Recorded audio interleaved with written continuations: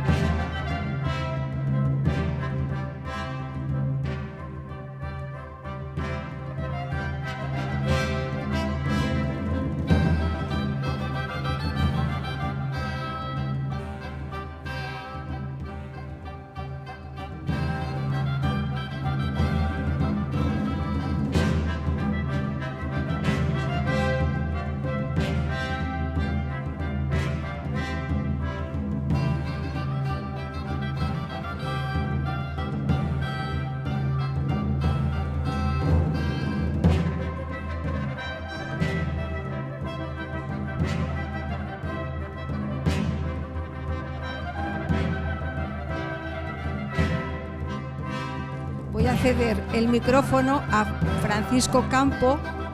¿Tienes ya micrófono? Vale. Que os va a leer una bonita historia.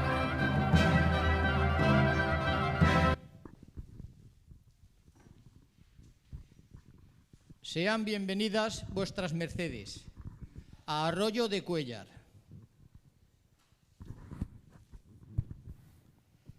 Para realizar un viaje en el tiempo apasionante, revivir momentos del pasado y trasladarnos al siglo XV, acompañados de una figura emblemática para la historia, Isabel, y cuyo 550 aniversario de la proclamación como reina de Castilla en 1474 se conmemorará el próximo año 2004.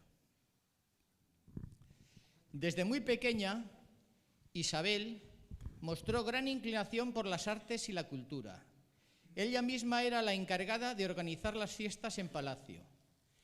El acto principal eran los momos, representaciones teatrales familiares que incluían poesía, música y danza. Los disfraces, las máscaras y vestidos para los mismos costaban en ocasiones sumas apreciables, y en ellos intervenían tanto personas cercanas a palacio como artistas, tañedores y bailadores. La infanta Isabel, en 1467, con 16 años, hizo el encargo a Diego Gómez Manrique, tío del poeta Jorge Manrique, escribir unos momos para el 14º cumpleaños de su hermano Alfonso. En esta ocasión, Isabel y las damas de la corte encarnaron el papel de hadas en la obra. La danza es considerada por la cultura clásica una de las artes más nobles que conmueven el corazón y ensalzan el espíritu. Y era uno de los entretenimientos preferidos de la nobleza renacentista. Recibimientos, nacimientos, cumpleaños, bodas reales, danzas para celebrar. Danza cortesana para recibir a todas las personas que se han acercado hoy hasta Arroyo de Cuéllar. Nos sentimos halagados de poder realizar ante vuestras mercedes una pequeña muestra de 3 breves danzas, coreografiadas con los usos y pasos de la época. Disfruten de esta jornada en Baracabienza, dedicada a la reina Isabel, y de este bello entorno ubicado en la comunidad de Villa y Tierra de Cuéllar. Agradecemos a Julia Arranz Sanguino y a su familia y a la organización la invitación para participar en esta jornada. Los nobles llegados a estas tierras tras un largo viaje desde Valladolid están preparados para comenzar y rememorar el esplendor de tiempos pasados, pero muy presentes de nuestra historia. Danzas para una reina, nuestro pequeño homenaje para una gran reina. Muchas gracias.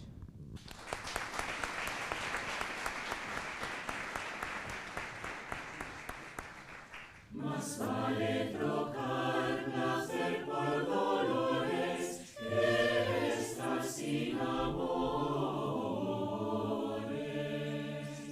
Donde se agradecido es dulce morir, vivir en olvido, aquel no es vivir, mejor es sufrir.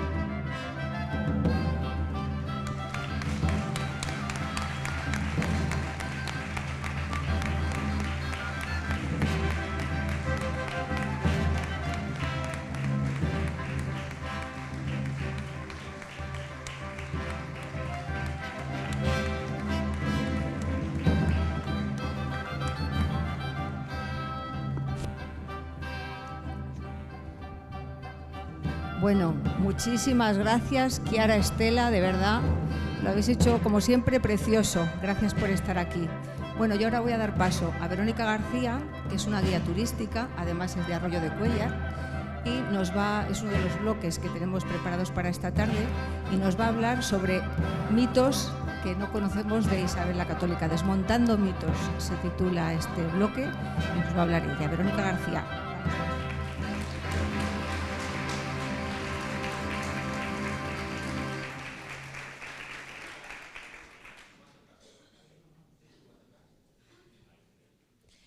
Bueno, pues lo primero de todo, muchas gracias a la organización por querer contar conmigo Muchos ya me conocen, otros, pues como veo caras que no son de la zona, me voy a presentar. Soy guía de turismo, he trabajado en varios sitios, entre ellos en Medina del Campo, como guía de no turismo en una bodega.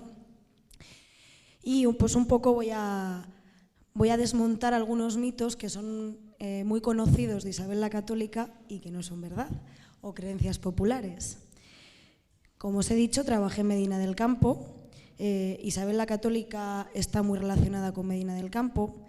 Isabel es una de las monarcas más conocidas de toda la península ibérica, precedida por otras grandes mujeres, como por ejemplo Berenguela de Castilla.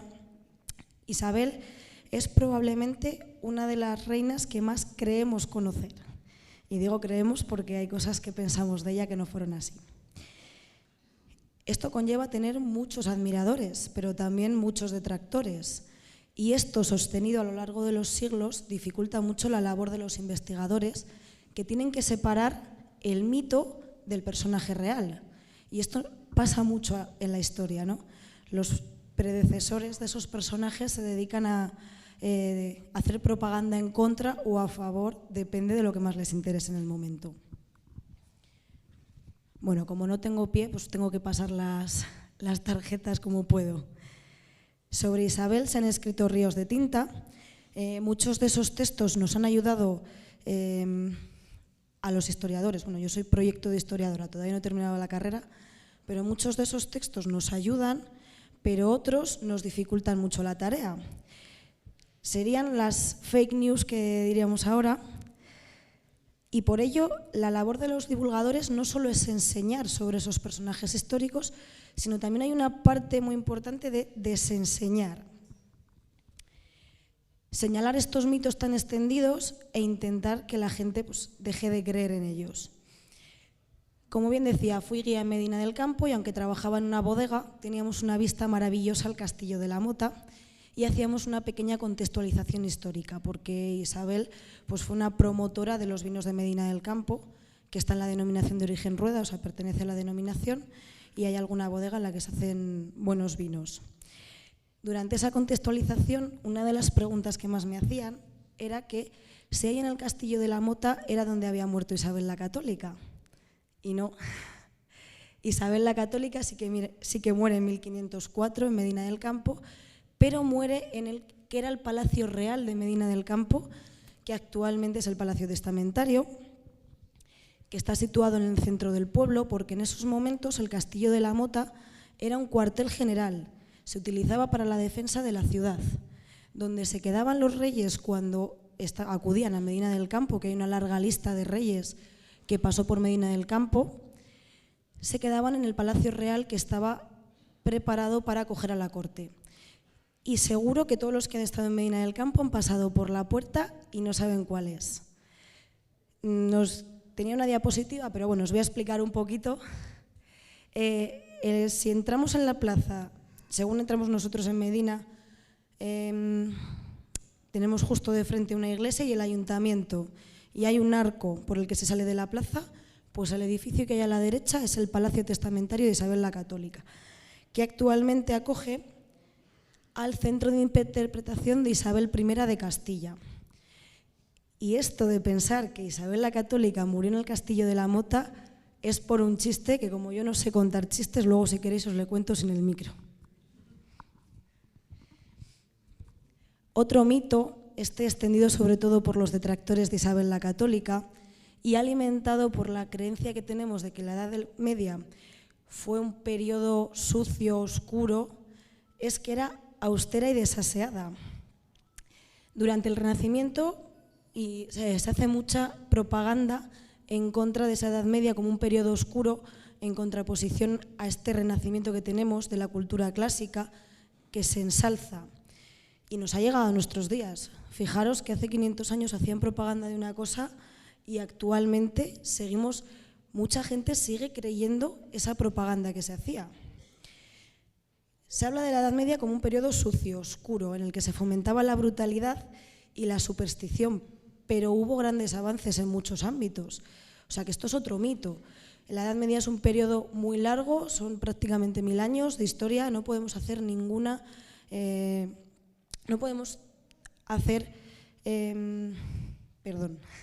no podemos generalizar, no podemos hacer generalizaciones de un periodo que es muy complejo. No es como si decimos que ahora todo el mundo está en paz porque nosotros estamos en paz. Pues no se pueden hacer ese tipo de generalizaciones. Esto ayuda a formar la imagen de que Isabel pues, era un poco marrana. Y además a creer que hizo la promesa de no cambiarse de camisa hasta tomar Granada. Pero no fue Isabel la Católica la que hizo esta simbólica promesa, porque no se llevó a cabo, fue una promesa simbólica. La hizo su tataranieta, Isabel Clara Eugenia, que la hizo en un momento en el que tenían conflictos con Flandes. Ella fue gobernadora de los Países Bajos y dijo que hasta que no pacificara Flandes no se iba a cambiar de camisa. Pero bueno, pues, nos ha llegado a nuestros días como Isabel la Católica, yo me imagino que han bailado los nombres. Pero las crónicas y la documentación del reinado de Isabel la Católica nos dicen todo lo contrario, y han hecho mención nuestros compañeros, los que acaban de actuar. Isabel la Católica era una mujer extremadamente preocupada por su higiene, su salud y su imagen. La imagen era muy importante, ¿no? para los monarcas, para la nobleza, no solo de cara a su reino, sino también de cara al resto de monarquías europeas. De hecho, varios cronistas escribieron que su confesor, Fray Hernando de Talavera, la reprochaba el excesivo cuidado que ponía en su imagen y su gasto en trajes, porque podía caer en el pecado capital de la soberbia. Y es que no solo lo escribió uno, lo escribieron varios. Además, en muchos de los registros conservados se conservan facturas de trajes, las facturas de las lavanderas, facturas de médicos, recibía visitas de médicos, incluso especialistas en salud dental, que en aquella época que hacer venir hasta la corte especialistas en salud dental pues no era muy habitual. A ver. He perdido la tarjeta que toca ahora.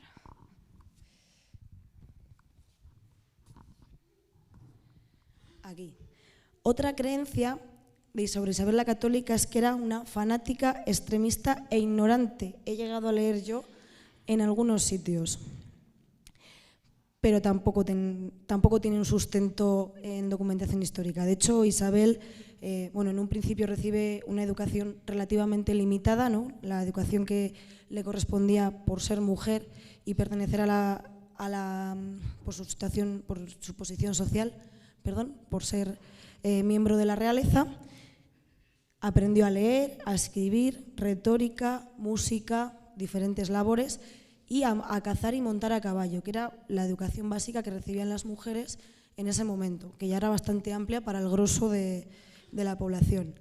Pero al fallecer su hermano y acercarse en la línea de sucesión al trono, manda llamar a especialistas de diferentes materias para seguir formándose, porque ella se da cuenta de que para ser reina no tenía suficiente formación, o ella pensaba que no tenía suficiente formación. Llegó a dominar el latín culto y se rodeó de ilustrados, se rodeó de la gente más culta de la época, y no solo hombres. También dio espacio a mujeres, algunas como Beatriz Galindo, experta en la obra de Aristóteles y una gran latinista, Luisa de Medrano o Beatriz de Silva. Fomentó la formación de mujeres en la corte. Cuando hablo de esto, hablo dentro de la nobleza y en la corte. Y llegó a atesorar una enorme biblioteca, se dice que con más de 400 libros, que si ahora tener 400 libros para muchos nos parece una cantidad enorme, en aquella época era una cantidad exagerada. Pocas bibliotecas se verían como la suya. Y aunque fue una mujer adelantada a su época, también fue una mujer que tuvo gran fe. No la podemos llamar feminista porque es un concepto actual, no existía ese concepto en esa época y sería atribuir a un personaje de hace 500 años una denominación que tiene unas connotaciones actuales, pero sí que fue una adelantada a su época por fomentar la educación entre las mujeres, aunque sí que es verdad que fue una mujer de fe, una mujer muy creyente. Y aquí saco yo dos conclusiones. Y ya termino. La primera es que la propaganda tanto de otros siglos como actual, y la cultura popular, las series, las películas, los libros, las novelas históricas, que no tienen por qué ser totalmente fieles a la historia, porque al final son películas y son para entretener, aunque estén inspiradas en ciertos momentos, alimentan estos mitos y hay que saber separar la parte de ficción de la parte real. Y la segunda es que en historia no se pueden hacer afirmaciones rotundas. La historia cambia, aunque no lo creamos, porque las técnicas de investigación avanzan y cosas que pensábamos que eran de una manera, con las nuevas técnicas resulta que no. Entonces es muy complicado decir esto fue así, hay con cosas que sí, que están claras, pero es muy complicado hacer una afirmación rotunda y que no cambie en ningún momento según avanza la investigación. Por eso a veces tenemos que estar abiertos a reinterpretar a ciertos personajes. Muchas gracias.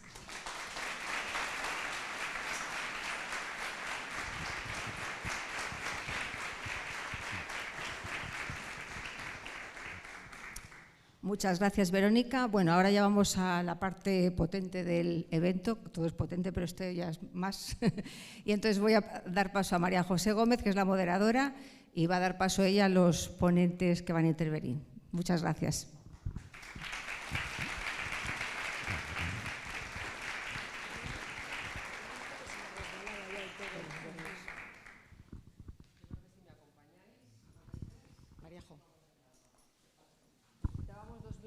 Más, si nos los podéis acercar, por favor.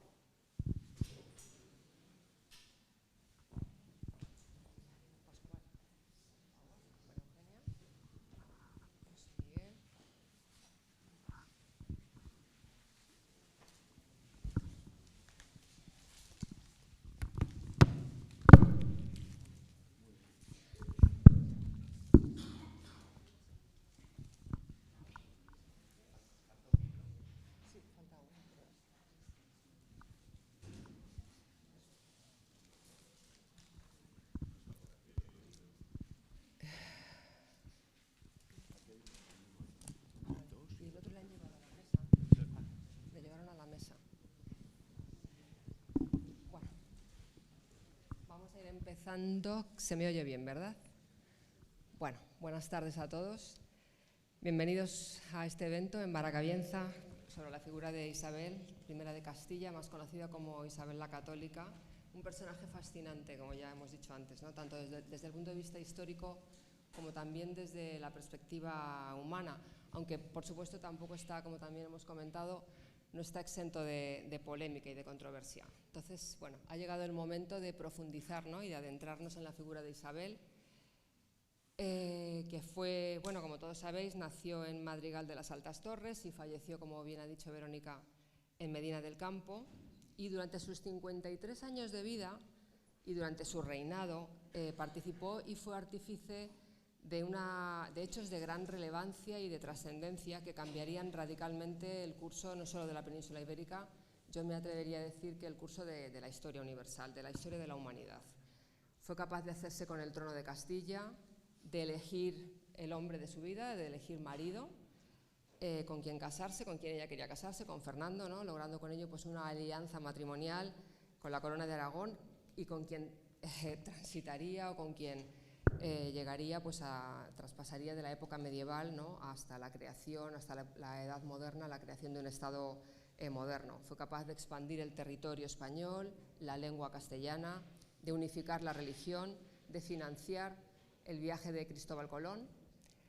Y bajo su reinado también se produjo la toma del Reino de Granada y la expulsión de los judíos. Con todo ello consiguió poner los cimientos de lo que sería el imperio español de los siglos XVI y XVII.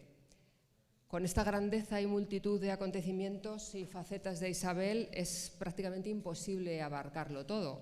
Como dice un buen amigo mío presente hoy aquí, vamos a realizar una sabrosa cata de la figura de Isabel, desde varios puntos de vista, para descubrir algunas facetas, y no sé si inéditas, pero al menos seguramente sí desconocidas para el público en general y para muchos de nosotros. Para ello contamos con un grupo espectacular de ponentes. Muchas gracias de verdad por haber aceptado participar y acompañarnos en esta aventura. Bueno, pues por empezar por Jesús Mar Domingo, os voy a citar ahora a todos y luego profundizaré un poquito más en vuestra reseña profesional cuando os dé la palabra.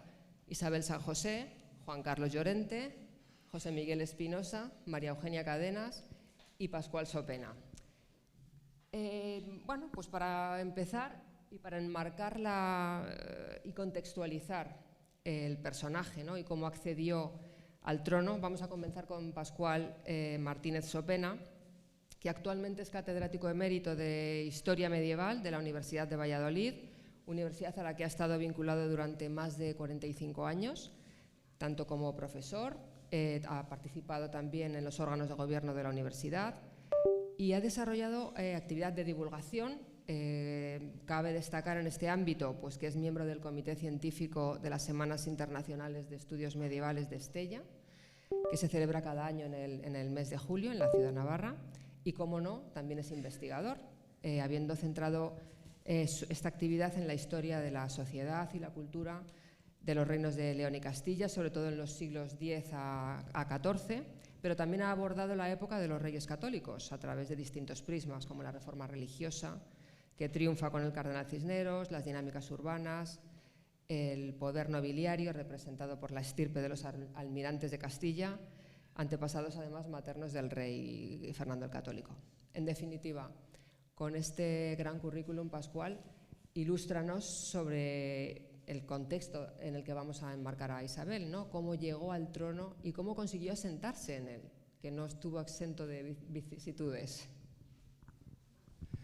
Buenas tardes a todos.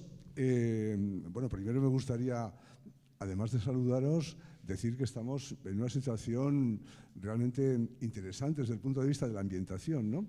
Hemos estado escuchando, viendo unas danzas estupendas. Yo me he permitido tararear las dos primeras canciones porque, en definitiva, esas canciones las cantaba hace 50 años en el coro de la Universidad de Valladolid. Entonces, desde ese punto de vista, yo no sé si Juan Carlos también recordará algo de eso, porque yo a él lo recuerdo de muy joven, más joven que yo, desde luego en el coro de la universidad. Pero, además de esto, también hay otra cuestión de ambiente, y dejadme que haga un poco de broma. Realmente todos tenemos un poco de frío, ¿verdad? Bueno, pues imaginad que esto era absolutamente normal en los tiempos de Isabel la Católica, es decir, estar en un sitio amplio como este y con un poco de frío. La gente se animaba, sin duda alguna, por lo tanto, no perdáis la esperanza. Bueno,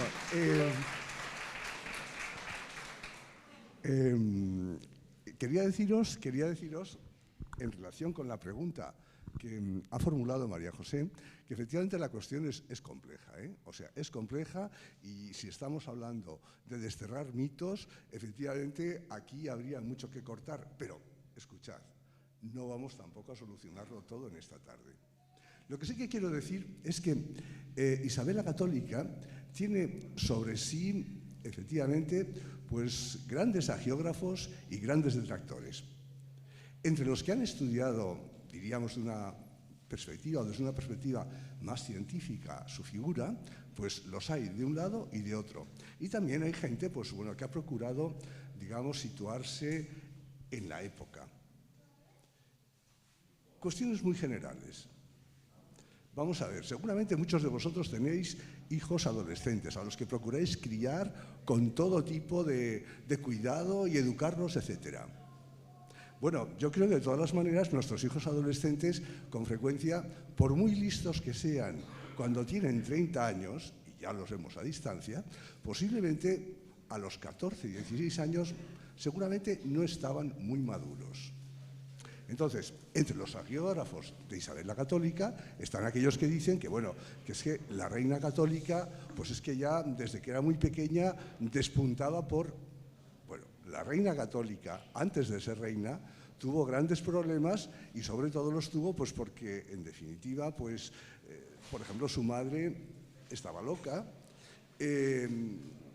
su padre había desaparecido muy pronto, su hermano era un personaje complicado, el rey Enrique IV, y además, sobre todo, tenía alrededor un ambiente nobiliario que la convirtió a ella, en cierta forma, en una de sus grandes bazas y que la manejó a placer.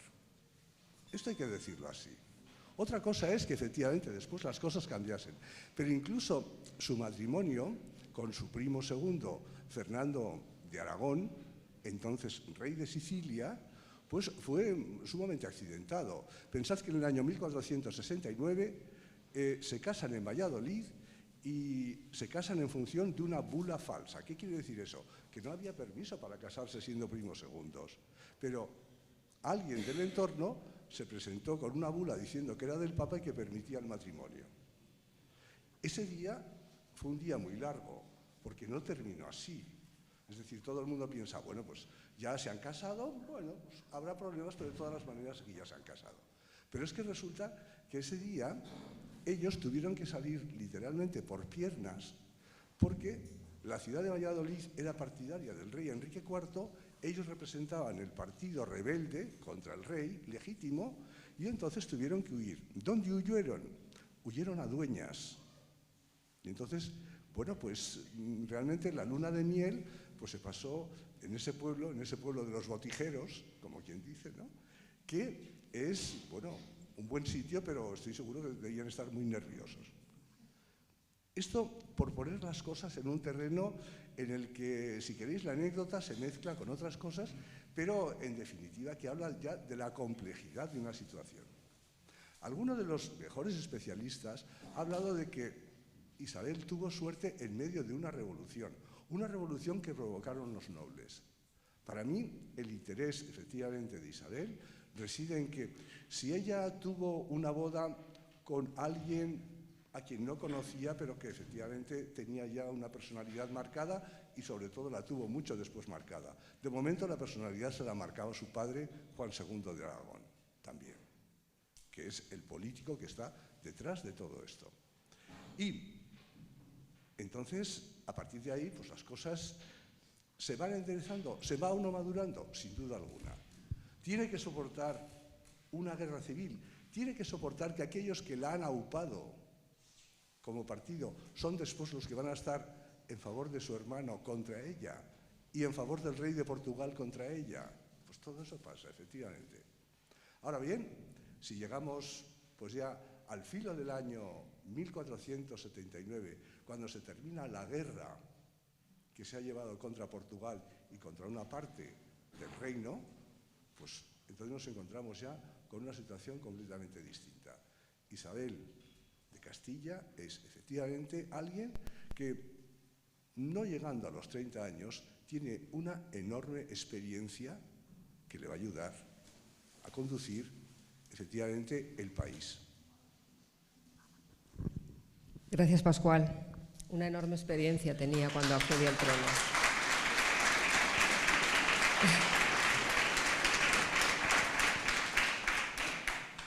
No solo tenía experiencia, también tenía fe. Y por eso vamos a pasar ahora la palabra a José Miguel Espinosa Sarmiento, gran amigo y en la actualidad canónigo doctoral y secretario de la Catedral de Segovia. Ha estado al frente de su archivo capitular durante más de 6 años, lo que le ha permitido publicar estudios sobre las vidrieras de la catedral y realizar un diccionario biográfico de los canónigos desde el siglo XVI. Su formación se ha decantado por la historia de la educación, de la enseñanza de la religión escolar y por la potestad de magisterio. Es profesor del Instituto Superior de Ciencias Religiosas, San Dámaso, colabora también con la UNED en un máster sobre tecnología didáctica de las catedrales. José Miguel, la reina Isabel junto con Fernando recibieron en vida el título de católicos y la Iglesia se apoyó en ellos para la evangelización de América, para la defensa de la fe cristiana en España. ¿Crees que con este reconocimiento de reyes católicos se ha cumplido ya, sobre todo en el caso de Isabel? Bien, gracias María José y buenas tardes a todos, ¿verdad? Bien, pues vamos a ver, hay una fiesta en el calendario que ojalá sea la fiesta de todos, si logramos alcanzar el cielo, ¿no? Que es la fiesta de todos los santos, ¿no? Y ahí pues seguro que está Isabel, la reina Isabel. Ahora, sería conveniente, sería bueno que Isabel fuera un poquito más allá, es decir, que tuviera un día en el que se la celebrara primero como beata en los lugares que han tenido que ver más con su vida y luego ya como santa en toda la Iglesia. Bueno, pues digamos que eso no es como un derecho, ¿no? Es decir, porque nosotros hemos conocido personas santas, y bueno, pues claro, no todos no pueden estudiar la vida de todas las personas, normalmente tampoco Dios concede siempre milagros por la intercesión de personas que han muerto con fama de santidad. Entonces ya digo que no es un derecho, sino que eso ya pues depende de la providencia de Dios, ¿no? Que se sirve lógicamente de que los humanos también movamos ficha, ¿no? Pero bueno, pues es así, ¿no? Entonces yo creo que la reina Isabel está reconocida por la Iglesia por efectivamente la labor de evangelización impresionante, no solo por el descubrimiento de América y todo lo que se pudo hacer, ¿verdad? En 300 años, que bueno, los que hemos podido estar un tiempo, yo estaba en Chile 3 años, y efectivamente ahí seguíamos viviendo de las rentas, de lo que se había hecho, ¿verdad? Cuando aquello era España, ¿no? Entonces se hizo muy bien, es impresionante, ¿no? Y claro, esto tiene que ver con Isabel la Católica, y la Iglesia Católica está muy agradecida a la reina, ¿no? Entonces, y también por efectivamente defender la fe cristiana en España, ¿no? Que por falsos conversos, pues no cabe duda, tanto judíos como musulmanes, pues sufría también daño, ¿no? Entonces, no sé si te he contestado, pero bueno, en definitiva, yo creo que ojalá se diera ese paso, que no es como un derecho, sino que Dios quiera, y también, pues efectivamente, el Santo Padre, los episcopados, tanto de España como de Hispanoamérica, pues efectivamente impulsen el que la reina pueda estar en los altares. Ojalá. Gracias, José. Gracias.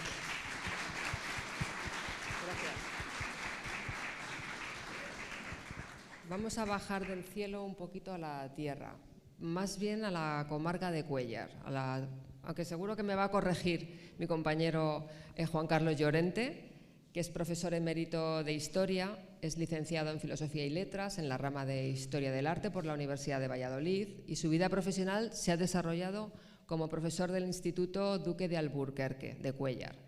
Es un apasionado y un gran conocedor de la historia y del patrimonio histórico-artístico de la villa y tierra de Cuéllar.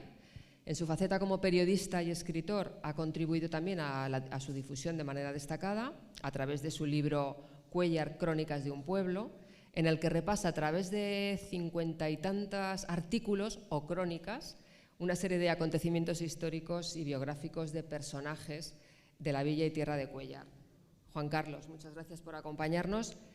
Me gustaría que nos hablaras, porque esto seguro que le va a gustar y le va a interesar muchísimo a muchas personas que nos acompañan de la zona, pues que nos hables de las relaciones de la infanta y de la princesa de Asturias y luego reina Isabel, ¿no? Relativas a la villa de Cuéllar, ¿no? Y con algunos de los personajes con los que más relación tuvo de aquí, de esta zona. Muchas gracias, Juan Carlos. Gracias, María José. Buenas tardes. Bueno, aparentemente las crónicas generales de la vida de Isabel no dan muchos detalles en que podamos relacionar la villa y tierra de Cuéllar con ella, pero hay algunos que son muy importantes. El primero es que su padre, Juan II, como 3 años antes de morir, le cedió el señorío de Cuéllar. O sea, una niña de 3 años, señora de Cuéllar. Supuestamente la niña pues no ejercía, sino que era su madre, Isabel de Portugal. Y ahí tenemos que ver una figura muy importante, que es un cuellarano, Gutiérrez Velázquez de Cuéllar, que está ahí en la corte de Isabel de Portugal, una mujer enfermiza y demás, pero está cuidando todo respecto a la educación no solo de la infanta Isabel, sino también de Alfonso, su hermano. Por ahí podemos tener ya una ligación grande sobre la vida de Isabel. ¿Quién era este Gutiérrez de Cuéllar? Bueno, hijo de Fernán Velázquez de Cuéllar. Fíjense ustedes cómo se complican las cosas, pero cómo nos llevan a dar datos definitivos. Había sido señor de Cuéllar ni más ni menos que don Fernando el de Antequera, infante castellano, que como todos sabemos llegó a ser rey de Aragón por el compromiso de Caspe. Y este señor, al ser señor de Cuéllar y de media España, yo diría, porque era inmenso el señorío que tenía, pues llevó a gentes de su confianza a estar en sus consejerías, digámoslo así, del reino de Aragón. Y este Fernán Velázquez de Cuéllar, nacido en Cuéllar, en la casa de los Velázquez, es uno de ellos y llegó a ser virrey de Sicilia. Vale. Pues este Fernán Velázquez de Cuéllar es el padre de este don Gutiérrez Velázquez de Cuéllar, un hombre que fue educado en la Universidad de Salamanca, fue catedrático, etcétera, y pasa de la corte de Aragón a la de Castilla con Juan II. Juan II era sobrino de Fernando el de Antequera. Esto es un poco complicado, ¿no? Bueno, y ya se introduce en la corte de tal manera que llega a tener puestos, bueno, de alta alcurnia. Pero en un momento dado tiene un conflicto con la monarquía. Y es que cuando muere el rey Juan II, bueno, la infanta Isabel queda ahí como señora de Cuéllar, amparada por su hermano Enrique, que por cierto mandó que pasara ciertas temporadas en Cuéllar y en Escalona de Toledo. Bueno, pero muere Fernando y se plantea un conflicto con Enrique IV. 1464, Enrique IV arrebata el señorío de Cuéllar a su hermanastra, se lo coge para la corona, pero inmediatamente se lo entrega a don Beltrán de la Cueva, duque de Alburquerque. Aquí tenemos su escudo, en el escudo de Arroyo, ahí está el escudo de los Cueva, ¿eh? Bien, y entonces este Gutiérrez Velázquez, siempre velando por la casa de Isabel, rompe la línea, digamos, respecto al rey Enrique IV. Hubo una pequeña revolución en Cuéllar en contra de que se le dejara el señorío a Beltrán de la Cueva. Entonces lo que hace Enrique IV es apartarle definitivamente de la corona y le deja como jefe solo de la casa de la madre de Isabel la Católica. Entonces uno puede pensar que en la educación de Isabel y de Alfonso estuvo muy presente este Gutiérrez Velázquez de Cuéllar. Vale, vamos, muchas Estoy gracias. un poco acatarrado. Claro, no te preocupes, Juan Carlos, pero nos has situado muy bien en cómo los personajes importantes de la Villa de Cuéllar fueron también personajes importantes en la vida de Isabel, ¿no? Que es verdad que su padre Juan II le dejó el señorío de Cuéllar con la finalidad, entre otras, de que con las rentas de Cuéllar se pudiera financiar la educación de Isabel la Católica, no solo con las rentas de Cuéllar, también con otras rentas que le dejó, ¿no? Entonces, si quieres, vamos a pasar. ¿Quieres terminar esta parte? Perdón, si puede ser, sí. Adelante. Porque es que hay otro personaje importantísimo para la vida de Isabel, primero infanta, luego princesa de Asturias y luego reina, que fue el hijo de este Gutiérrez de Cuéllar, que se llamaba Juan Velázquez de Cuéllar. Este nació ya en Arévalo, no en Cuéllar. Nació en los palacios reales y se crió pues junto a los infantes de la monarquía. Perdonen. Juan Carlos, te voy a dejar que descanses y luego contamos la vida hablamos de Juan Velázquez, que yo creo que merece la pena en una segunda intervención. Gracias.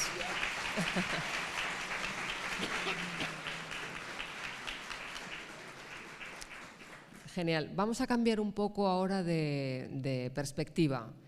Y para ello, pues tengo aquí a mi derecha a mi gran amiga y compañera de fatigas, a María Eugenia Cadenas. Ella es abogada en el sector financiero, es especializada en educación financiera y bueno, hemos sido compañeras en diversos quehaceres, no solamente profesionales, también vocacionales, como nuestra participación como jurados de los premios Nove Square. María Eugenia, me gustaría que nos hablaras de Isabel desde la perspectiva de su liderazgo, ¿no? Y de cómo ha sido, bueno, un ejemplo también para las mujeres de hoy en día, ¿no? Adelante. Sí, muchas gracias, María José. Buenas tardes a todos y gracias por estar aquí esta tarde. Bueno, yo creo que Isabel la Católica debería ocupar un lugar de honor en lo que al liderazgo se refiere. El que una mujer, después de tantas vicisitudes, pudiera llegar al trono es desde luego una muestra de coraje y de inteligencia y además de saber bueno, pues manejarse en un mundo que en aquel momento estaba dominado completamente por los hombres. Desde luego, toda su vida yo creo que es un modelo de liderazgo en un tiempo y un lugar donde la mujer tenía un papel completamente secundario. Y en cuanto a rasgos que bueno, podríamos ver en su liderazgo, ¿no? Pues podría destacar el que fue consciente de cuál era su guión vital. Es verdad que a lo mejor no desde muy pequeña, como decía Pascual, sino más adelante, pero ella bueno, se dio cuenta de que tenía un objetivo, una misión y se entregó a ella en cuerpo y alma. Es decir, fue muy consciente de ese guión vital, de esa estrategia vital, de esos objetivos. Luego, otra cosa que me llama mucho la atención de Isabel es que se supo rodear de gente muy válida, a la que ella apreciaba mucho y en la que confiaba mucho y que, bueno, pues en general la aconsejaron bastante bien, desde Gonzalo Chacón, al que ella llamaba mi padre, que la supo orientar en cuanto a lecturas, en cuanto a sus inquietudes cristianas, Gutiérrez de Cárdenas, Beatriz de Bobadilla o por qué no hablar de los confesores, ¿no? El papel tan importante que tuvo Hernando de Talavera o el cardenal Cisneros, que más que directores espirituales, sobre todo en el caso de Hernando de Talavera, también fue un asesor político que la orientó en muchas de sus decisiones. También tuvo una ambición de poder legítima, en el sentido de que supo esperar su momento, su oportunidad. No sé qué opinará Pascual, pero yo creo que Isabel la Católica no cometió el error de su hermano Alfonso de enfrentarse directamente a su hermano Enrique, sino que supo esperar su momento, supo respetar la palabra dada y esperó a que su hermano muriera para suceder al trono y además no esperó mucho. Al día siguiente de morir se proclamó reina. Entonces creo que tuvo una legítima ambición de poder basada en un sentido de justicia y de respeto a la palabra dada. Luego también lo ha comentado Verónica antes, se preocupó por su aprendizaje continuo, era una persona que constantemente se estaba formando, era inquieta y además no solo para ella, sino también para la gente que le rodeaba, o sea, le gustaba rodearse de gente culta, de gente con la que, bueno, pues, con la que pudiera contrastar opiniones. Y otra característica muy importante suya fue la humildad profunda.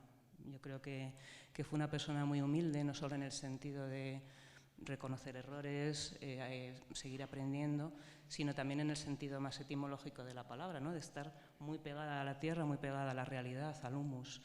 Y eso yo creo que le pudo ayudar a ver cuáles eran las necesidades de su reinado, de su pueblo y bueno, pues dar soluciones en consecuencia. Entonces yo creo que es una figura que en general es el de una persona que llegó a ser reina soberana en un mundo dominado por los hombres, que tiene su polémica, tiene sus sombras, pero en el fondo fue una persona que llevó a cabo su misión de acuerdo con unos valores y los llevó hasta las últimas consecuencias. Muchas gracias, María Eugenia.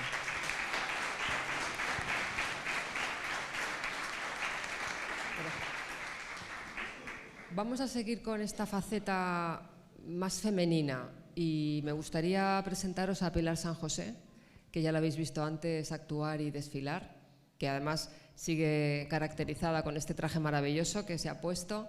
Pilar es maestra y además es presidenta de la asociación Vestir a la Española, la envidia de las Cortes Europeas. Y es que Pilar, Isabel era muy coqueta y además tengo entendido que gastaba gran parte de su dinero en vestidos, en joyas, en cosméticos. Ella cambió también el curso de la moda y ha llegado hasta nuestros días. ¿Qué nos puedes contar de esta faceta de ella? Bueno, buenas tardes a todos. La verdad es que es un mundo apasionante esto de la moda. Y cierto es que tenemos los dos lados, ¿no?, de la reina Isabel. Los que nos dicen que despilfarraba, que tenía muchas joyas, que tal, como buena reina, si ella se tenía que presentar ante una corte, ¿cómo iba a ir? Tendría que ir de reina, ¿no? Fíjense ustedes que en esos momentos lo más valioso que había en esos momentos son las telas. Las telas valen más que los cuadros, valen más que los tapices. Es lo más valioso que hay porque costaba mucho conseguir unas telas.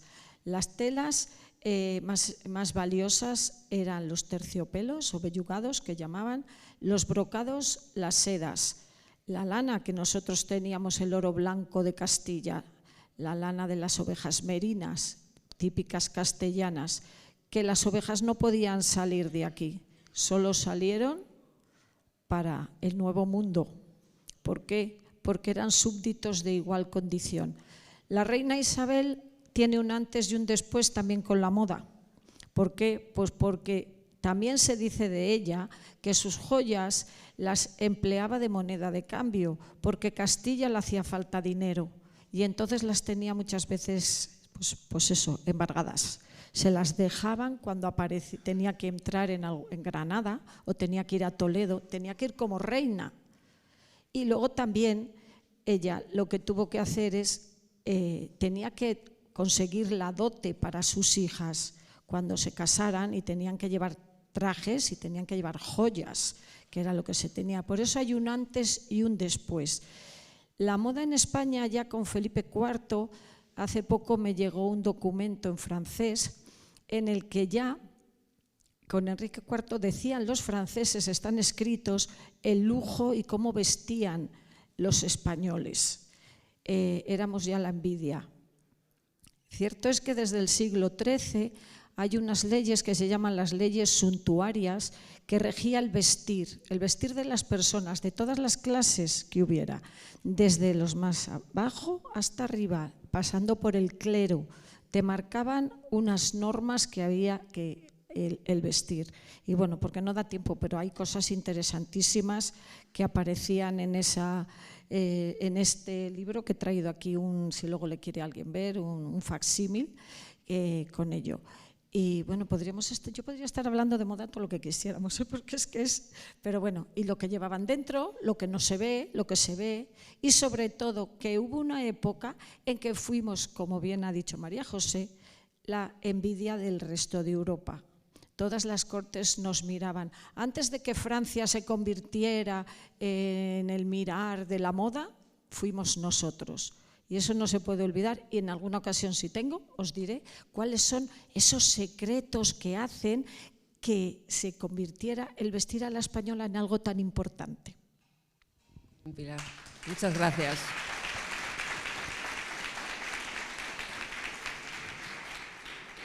Muchas gracias. Y bueno, por último vamos a entrar en esta primera vuelta que estamos dando, bueno, en una etapa más actual, ¿no?, de la huella de Isabel. Y para ello contamos con Jesús Mardomingo. Jesús, aparte de gran amigo, y de hace muchos años empezamos juntos en esto del sector financiero, como quien dice, como párvulos en el mercado de valores, y seguimos. Jesús se autodenomina como abogado sostenible, que luego nos explicará qué es esto, y también es fundador de Masa Madre Universal, que también nos tiene que explicar qué relación tiene esto con el mundo de Isabel. Yo cuando le invité a Jesús a participar en esto, la verdad es que lo hice por dos motivos. Uno, porque bueno, él está muy vinculado con el mundo de Hispanoamérica, sobre todo últimamente, le encanta todos los temas relacionados con la sostenibilidad y además has escrito varios artículos, Jesús, sobre bueno, pues la figura de Cristóbal Colón y sobre también el idioma castellano o español como idioma no solamente casi universal, pero sí como idioma de la biodiversidad.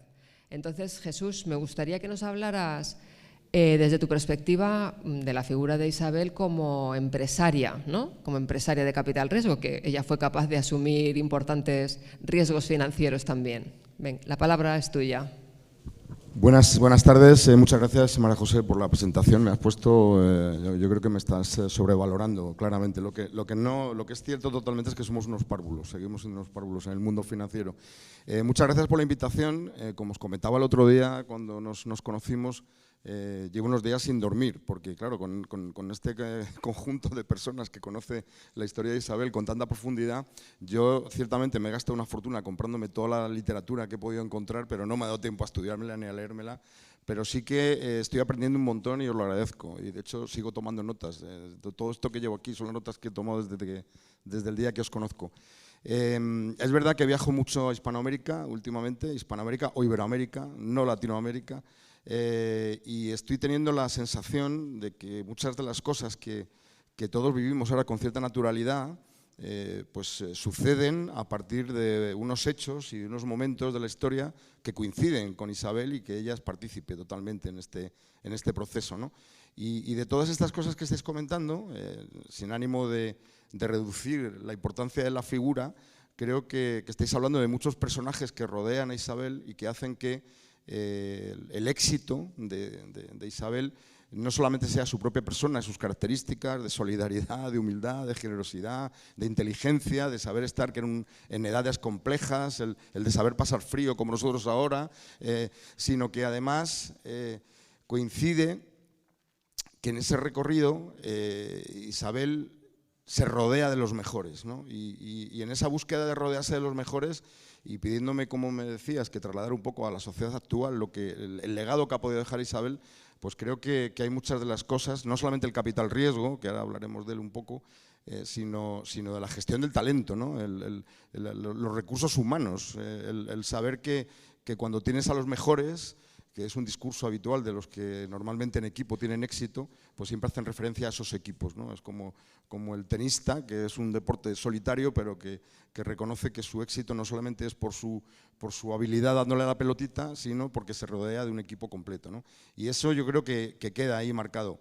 Y en ese sentido, probablemente, y a lo mejor de casualidad, o porque se juntaron no sé si la picaresca, hay muchas dudas también sobre la historia del propio Cristóbal Colón y en su desarrollo, de cómo coincide, que coincide con la reina y le ayuda. Es cierto que ella emprende un movimiento de desarrollo que se podría llamar actualmente el capital riesgo, es decir, invierte sin saber exactamente, sabiendo que tiene un objetivo que conseguir, que ella piensa que con esa inversión se va a conseguir llegar a Occidente, y efectivamente la inversión luego tiene su propio resultado, ¿no? Un resultado que todavía se deja ver hoy.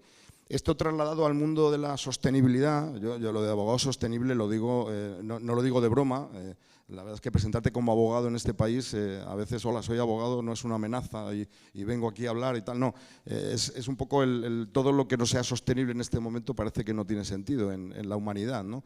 Pero todo esto que tiene que ver con la sostenibilidad, yo creo que ya en aquel momento se impulsaba. Y este mismo hecho que estáis aquí organizando es una realidad que derivaría de esta causa, en este origen, y que trae como causa hablar de una economía que dentro de esta economía de colores que vivimos actualmente en el mundo de la sostenibilidad sería la economía naranja, que llaman no la economía verde, porque siempre que hablamos de sostenibilidad identificamos el color verde como el valor más importante, sino el color naranja como el impulso de la cultura, el impulso de la innovación, el impulso de una serie de elementos característicos de la propia reina y de todo ese entorno que generaron un desarrollo económico, generaron una infinidad de innovaciones que gracias a ellas pues hemos llegado hasta aquí, ¿no? Entonces yo creo que esa figura a mí me impacta, me llama la atención enormemente. Hablabas del español, el idioma español que también se utiliza en ese momento para no solamente evangelizar, sino extenderlo en un amplio terreno de la geografía, pues es una herramienta que a veces los propios españoles infrautilizamos totalmente, ¿no? Y en el desarrollo económico, otras culturas, otras lenguas han sabido utilizarlo muy sabiamente para convertirse en las lenguas de primacía, ¿no? El anglosajón y el inglés en general. Y creo que en este momento, y hablando de estos elementos que descubre también la reina Isabel y que se impulsan en esa época, a lo mejor la propia reina puede ser un elemento de pegamento para tener un orgullo de lo que supone nuestro país en este momento, en un grave o profundo debate de qué somos y hacia dónde vamos, que en aquel momento también se podía estar reflejando de alguna manera, pero se consiguió una cierta unificación y en parte también fue por el lenguaje, ¿no? Y en ese sentido, en esos viajes que últimamente desarrollo a Hispanoamérica, descubro que la biodiversidad, que es lo más importante que parece existir en el planeta, dado los efectos del cambio climático, nos harían pensar que si el 70% de la biodiversidad del planeta se concentra en territorios donde se habla el español, lo lógico es que el español fuera el idioma que más se defendiera a nivel de la biodiversidad, ¿no? Y sería un impulso económico muy importante para los que somos hispanoparlantes especialmente. Hay una anécdota que el año pasado el actual presidente del gobierno me llamaron en uno de los viajes, yo nunca me habían llamado de Moncloa, en una llamada de estas, hola, le llamamos de Moncloa. En esa llamada me pidieron algunos datos para una conferencia o unos encuentros que había del presidente de España en Colombia, en Ecuador y en Honduras, creo que fue el otro país, ¿no? Y entonces les comentaba una anécdota que había descubierto, precisamente relacionada con esa época, no con esa época, muchos años después, pero que tiene que ver con el español y que tiene que ver con un tal Carlos, que en su país le llaman Charles, que es Charles Darwin, que es el padre de la ciencia en el campo del origen de las especies, ¿no? Y que escribió un libro con ese mismo título y que en la 6ª edición se dio cuenta de que su libro debería ser escrito en español y no en inglés. Entonces escribió a un editor español y le pidió que tradujera al español el libro del origen de las especies, porque quien tenía que leer el libro era la gente donde él había hecho la investigación, que era en Latinoamérica, donde se desarrollaba toda esa ciencia, ¿no? Ese libro se conserva, después de un robo muy de película, en la biblioteca de Ciudad Real, no en la municipal, sino la del Estado, del Ministerio de Cultura de Ciudad Real, y es un ejemplo de que efectivamente el lenguaje puede ser un motor de la economía y en esa época Isabel lo utilizó de manera muy eficiente, ¿no? En definitiva, capital riesgo, sostenibilidad, innovación, talento y economía, desarrollo de la economía, yo creo que se conjugan de manera muy, muy clara en esta figura.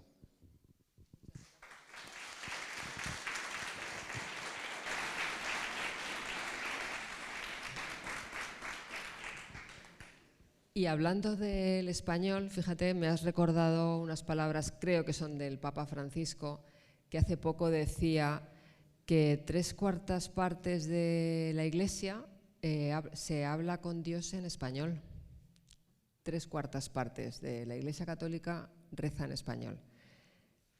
José Miguel, has hablado antes de la posibilidad que existe real, ¿no?, de que Isabel pueda ser beatificada, ¿no? cómo reconoce la Iglesia la santidad de sus hijos y cómo se desarrolla una causa de beatificación. Bueno, lo primero que quisiera deciros es que ahora los españoles no lo tenemos fácil. ¿Por qué? Porque ni los franceses ni los italianos, quiero decir, que hay ya muchos santos de estas latitudes. Entonces ahora lo que le interesa a la Iglesia es pues santos de iglesias jóvenes, por así decirlo, que no tienen apenas ninguno, ¿no? Entonces, bueno, pues si alguno de nosotros terminamos nuestros días en las antípodas, tenemos alguna posibilidad, ¿eh? Pero aquí no es fácil. Bueno, no es el caso de la reina Isabel, ¿no? Porque ciertamente pues es un grandioso personaje, ¿no? Bien, pues vamos a ver cómo está la cosa. Bueno, la causa de la reina Isabel empezó en 1957 y se estudiaron más de 100.000 documentos, ¿no? Ahí está el gran catedrático Luis Suárez, ¿no?, que tuvo que ver con ello, y otros historiadores, y entonces llegaron a la Congregación de la Causa de los Santos, que es, por así decirlo, el ministerio que se encarga de esto, del Papa, pues llegaron, me parece que 27 o 28 volúmenes, que ahí están, ¿verdad?, en los depósitos de esta congregación, y que los historiadores tienen grandísimas ganas de entrar en ellos. Pero bueno, ahí está. Bien, o sea que digamos que un esfuerzo histórico se ha hecho tremendo y bien y suficiente, ¿no?, para probar que Isabel, en definitiva, vivió las virtudes, que es lo que hay que demostrar así en una línea. Si vivió la fe, la esperanza, la caridad, las 3 virtudes teologales que recordamos, ¿verdad?, del catecismo, y las demás virtudes, especialmente las cardinales: prudencia, justicia, fortaleza y templanza, ¿no? Entonces, bueno, pues una vez que eso queda claro, pues se puede declarar a esa sierva de Dios, a la que el pueblo de Dios acude pidiendo favores, milagros, etcétera. Bueno, pues podría pasar a ser venerable. En estos momentos ya es cuestión de oportunidad, de que eso suceda.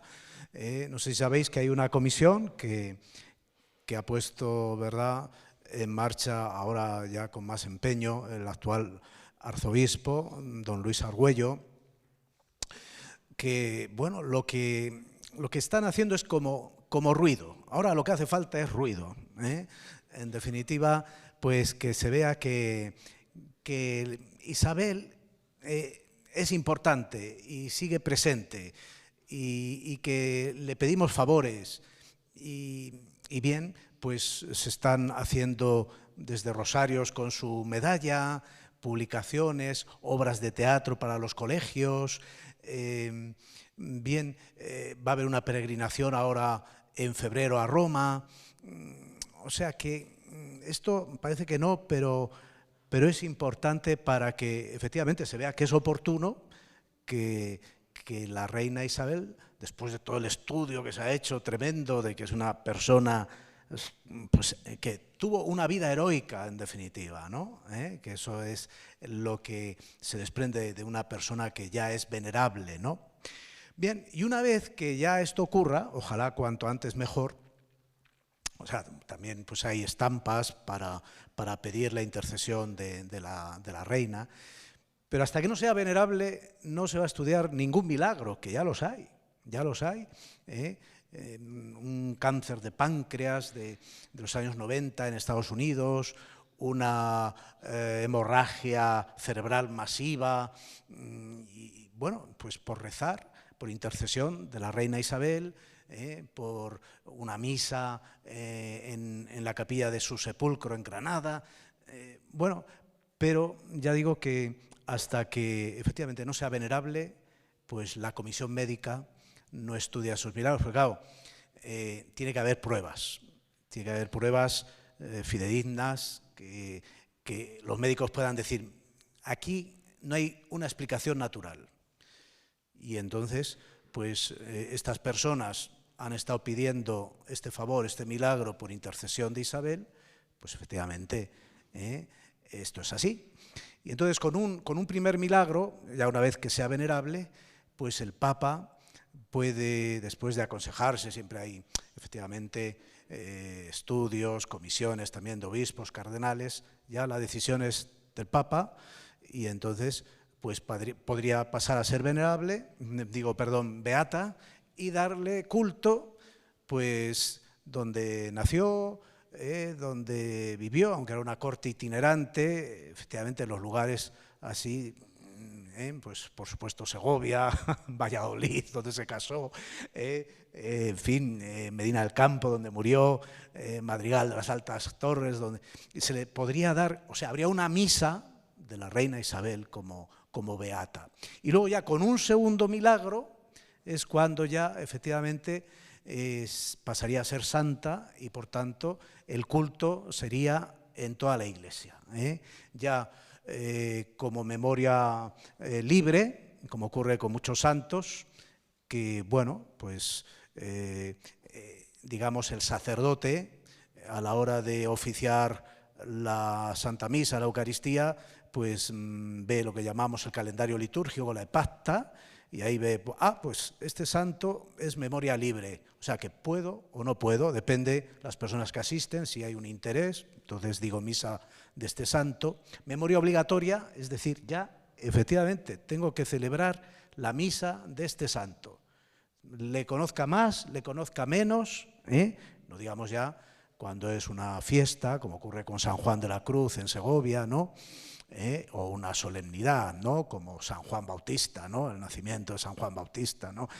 En fin, o sea que los pasos yo creo que son estos, que se mueva el episcopado español, que se mueva el episcopado de Hispanoamérica y luego, sobre todo, el pueblo. Es decir, que la gente rece mucho a Isabel, pidiéndole favores, pidiéndole milagros, y entonces, bueno, pues que los niños en los colegios, en Castilla y León especialmente, pero en toda España, en Hispanoamérica, conozcan esta figura y podríamos tenerla en los altares, que es de lo que se trata. Gracias, José Miguel. Muchas gracias. Es verdad que cada vez se le reza más a Isabel. Yo he podido constatar que incluso en redes sociales hay grupos que promueven ya cadenas de oración para Isabel. O sea que esto es una realidad además ya adaptada a los nuevos tiempos. En fin, pero volvamos a la realidad, ¿no? Y a los hechos históricos que protagonizó Isabel. Y me gustaría, Pascual, que nos... Bueno, siguiendo con esta cata que estamos haciendo por distintos aspectos de la vida de Isabel y de su huella, pues ¿cuáles serían para ti los hechos históricos, me atrevo a decir, tus favoritos? ¿Cuáles te gustaría destacar? Te agradezco mucho que digas mis favoritos, porque efectivamente, pues aquí seguro que se podrían escoger pues cosas muy diversas. Quizá alguna puede no sonar. Por ejemplo, la primera. Las Cortes de Toledo del año 1480. ¿Por qué es importante esto?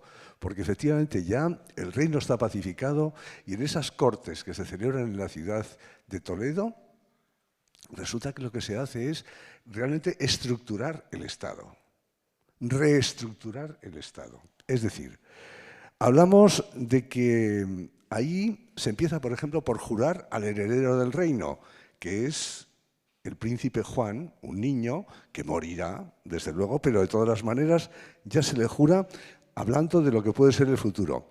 Es aquí cuando se organiza o se reorganiza el Consejo del Estado, el Consejo del Reino. Por cierto, y en la línea de lo que de alguna manera ha ido quedando patente, con un aire profesional que no había tenido nunca. Me refiero a que ahí los que cuentan son una mayoría de letrados, es decir, de gente universitaria que entienden de las cuestiones y que pueden dar dictámenes técnicos y al mismo tiempo políticos. Es entonces también cuando se organiza la Chancillería y todo el sistema de justicia. Existía una audiencia en Valladolid, pero la reorganización de la Chancillería se hace en este momento y hay que pensar que esto también va a durar por siglos. Es también ahora cuando se hace la gran reforma de los corregimientos y de los regimientos, es decir, de las instituciones del gobierno urbano, incluyendo, por ejemplo, algo que puede resultar tan necesario como lo que se llaman los juicios de residencia. Cuando uno termina su gestión, tiene que dar cuenta de qué es lo que ha hecho. Y entonces, naturalmente, eso es fiscalizado y en función de eso pues, se aprueba o no se aprueba la gestión de los que han actuado. Por supuesto, también es en estas Cortes cuando se suspenden muchas de las mercedes y de los privilegios que se habían ido acumulando de una forma más o menos subrepticia o, diríamos, abusiva en los tiempos anteriores. Y, por cierto, pues también aquí es cuando se organiza el comercio, es cuando se suprimen las aduanas entre los reinos, cuando se fijan precios y, en definitiva, también cuando se establece una normativa sobre lo que tiene que ser la difusión de las ciencias y de las letras que han estado presentes en todas las intervenciones. Es decir, hay una política perfectamente definida a partir de una fecha que en principio puede que no suene mucho, pero que es capital para entender no solo la España de Isabel y Fernando, sino la España que llega prácticamente hasta el siglo XIX, nada menos. Otro momento, voy a pasar rapidísimamente porque es el que nos suena a todos, la conquista de Granada, ¿no? Bueno, posiblemente ese fue el peor comienzo de año que tuvieron los musulmanes de Granada, ¿no? Porque efectivamente esto fue el día 1 de enero, entre el 1 y el 2 de enero de 1492. Un año, por cierto, lleno de, bueno, ¿cómo deciros? Pues de acontecimientos. Por supuesto, está el momento de la expulsión de los judíos, con todo lo que supone de drama y, desde luego, de fin de una discusión, de una larga discusión. Pero es también el mismo momento de América, o sea, es decir, de la llegada a las Indias, del comienzo de una aventura que, en definitiva, aquí quiero darle el sentido que tenía en su momento, la palabra aventura, o sea, no era simplemente el salir a ver qué pasaba, sino efectivamente el riesgo ese al que se refería antes Jesús, ¿no? Que era algo que resultaba un concepto caro para las sociedades, sobre todo las que estaban abiertas al mar, como era el caso de la sociedad aragonesa, de la sociedad castellana y, desde luego, también de la sociedad portuguesa. Estábamos, digamos, casi diría que predestinados a encontrar algo más cualquiera de nosotros. Bueno, yo también señalaría que es muy importante el momento de la incorporación del Rosellón en el año 1493, que realmente ya nos abre para el conflicto con Francia y que, puestos a escoger algún otro momento, yo pensaría en los años 1496-1497, que es el momento en el que, por una parte, Juana, hija de Isabel y Fernando, casa con Felipe el Hermoso, archiduque de Austria, y Juan, el príncipe al que antes me he referido, casa con la hermana de Felipe el Hermoso, Margarita de Austria. Porque esto, en definitiva, pues no de la forma que se podía, digamos, imaginar, pero de otra forma distinta, va a suponer un enlace político con la Casa de Habsburgo, con los emperadores, que, pues, desde luego, nos va a introducir absolutamente en Europa. Pensad que hace unos años antes nos ha llevado hacia el oeste, ahora nos lleva hacia el este, hacia el centro de Europa, y va a ser también pues, algo que penderá sobre el destino de las Españas por espacio de siglos.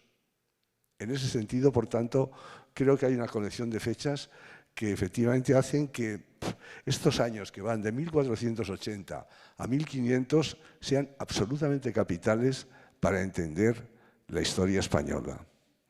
Y, visiblemente, ahí el protagonismo de los reyes, el protagonismo de Isabel, el protagonismo de Fernando, ese tanto monta, adquiere una dimensión, diríamos, global, planetaria.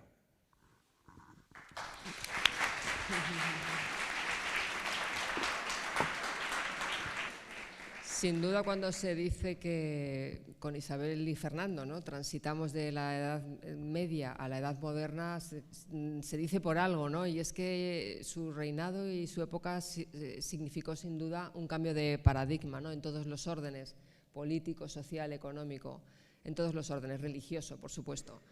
Bueno, pues siguiendo con los acontecimientos favoritos, María Eugenia, me gustaría que nos destacaras, en tu opinión, cuáles han sido las aportaciones, ¿no?, que más destacarías del reinado de Isabel. Bueno, aparte, por supuesto, los hechos históricos que ha destacado Pascual son muy importantes. Yo me quiero fijar en cosas muy menores, pero que, bueno, como me ha tocado más la parte humana, ¿no?, de Isabel, pues me gustaría destacar. Una de las cosas ya las ha mencionado Verónica antes. Isabel la Católica fue una mujer que tuvo una gran biblioteca. Una de sus aportaciones fue su biblioteca. Tenía más de 400 volúmenes entre crónicas de historia, estaban las crónicas de Alfonso X, textos legales como las partidas, colecciones de sentencias, poemarios, textos musicales. Bueno, pues era realmente un gran homenaje a la cultura que nos dice mucho de cómo era ella, ¿no?, de su afición por la lectura y por el saber. Otra de las aportaciones que realiza Isabel fue, bueno, era una persona que tenía mucha inquietud por llevar la educación a otros segmentos de la población, ¿no?, que no fueran la realeza y no fueran solo los hombres, y eso le llevó a fundar las escuelas de palacio, que estaban pensadas para la formación de sus propios hijos, de sus 5 hijos, y también los de los hijos de las personas de la corte, tanto hombres como mujeres. Esto es, ahora lo vemos muy normal, que hombres y mujeres puedan acceder a la educación, pero en aquella época la educación estaba prácticamente vetada a las mujeres, y ahí Isabel, bueno, pues lo tuvo muy claro y dio ese acceso a la educación a las mujeres también. También estas escuelas las llevó a grupos más desfavorecidos, a lo que llamó las escuelas para jóvenes desfavorecidos, también con la misma idea de que tuvieran espacios de conocimiento, este tipo de personas, para formarse y acceder a la educación, también pensado para hombres y mujeres. Es verdad que este pequeño paréntesis feminista sacado de contexto histórico pues duró muy poco, duró lo que duró Isabel, pero sí que, bueno, marcó, por lo menos aportó un grano de arena a lo que vendría después, ¿no? Luego también los reyes católicos, los dos fueron grandes mecenas del arte, patrocinaron grandes obras arquitectónicas, pues como fue la Casa del Cor de Burgos, la Cartuja de Miraflores, el convento de San Juan de los Reyes de Toledo, y eso luego, bueno, pues lo hicieron como muestra de poderío y de prestigio que querían adquirir. También, bueno, pues Isabel fue una gran coleccionista de arte. Parece ser que tuvo hasta 200 cuadros y unos 300 tapices, lo que muestra bastante sensibilidad por su parte hacia el arte. Y bueno, también otra de las aportaciones muy características fue que, no sé si se podía decir esto, pero fue una precursora de los derechos humanos, cuando en 1500, en una Real Cédula, decretó que los indios debían ser devueltos a sus familias, repatriados, y todo ello basándose en el respeto a la igualdad y a la libertad de todos los hombres, con independencia de que fueran muy primitivos o muy incultos. Esto, que ahora nos puede parecer una cosa muy normal, en aquella época fue muy novedosa, porque la esclavitud hasta ese momento no se había cuestionado. Y yo creo que ese proceso mental que llevó a cabo Isabel de cuestionarse la esclavitud y emitir esta real cédula, pues fue un paso muy novedoso. Y bueno, pues yo creo que esas serían mis aportaciones. Gracias, María Eugenia.